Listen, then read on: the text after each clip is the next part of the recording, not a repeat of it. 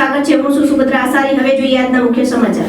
અરવલ્લી જિલ્લાના માલપુર તાલુકામાં જિલ્લા પંચાયત હેલોદર બેઠક અને તાલુકા પંચાયતની બામણી બેઠકના ભાજપના ઉમેદવારો દ્વારા સંયુક્ત પ્રચાર શરૂ કરવામાં આવ્યો છે।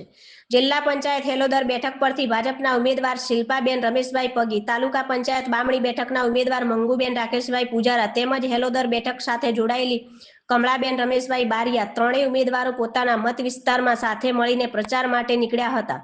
પ્રચાર દરમિયાન શિલ્પાબેન રમેશભાઈ પગીએ જણાવ્યું હતું કે તેમને ભારતીય જનતા પાર્ટીના ઉમેદવાર તરીકે પસંદ કરવામાં આવ્યા છે અને તેઓ પોતાના મત વિસ્તારમાંથી જંગી બહુમતી સાથે જીત મેળવશે એવી પૂરી આશા છે।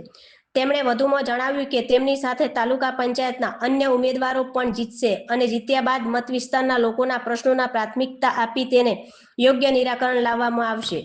ત્રણેય ઉમેદવારો દ્વારા મતદારો સાથે સીધી મુલાકાત કરી સમર્થન મેળવવાનો પ્રયાસ કરવામાં આવ્યો હતો અને વિકાસના મુદ્દાઓને ધ્યાનમાં રાખીને પ્રચાર આગળ વધારવામાં આવી રહ્યો છે। Bureau office Modasa. હું છું અંકેશ પરિહાર, DDT ન્યૂઝ। આજે બામણી સીટ ઉપર આવ્યા છે તો અહીંયા અમને તાલુકા પંચાયત સદસ્ય અને જિલ્લા પંચાયત સદસ્ય મળ્યા છે।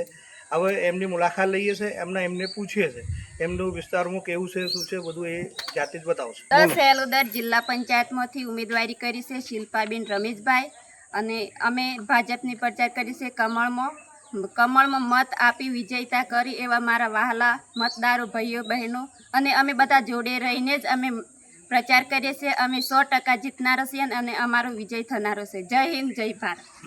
પૂજાભાઈ પરમાર, અનુસૂચિત જાતિ મોરચાનો અરવલ્લી જિલ્લા ઉપપ્રમુખ છું અને વર્ષોથી ભારતીય જનતા પાર્ટીનું કામ કરું છું અને 10 હેલોદર જિલ્લા પંચાયતના ઉમેદવાર શિલ્પાબેન રમેશભાઈ પગી અને તાલુકા પંચાયતના ઉમેદવાર બેન શું નામ છે બેન મંગુબેન રાકેશભાઈ, બંને ઉમેદવારોનો અમે પ્રચારાર્થે નીકળ્યા છે।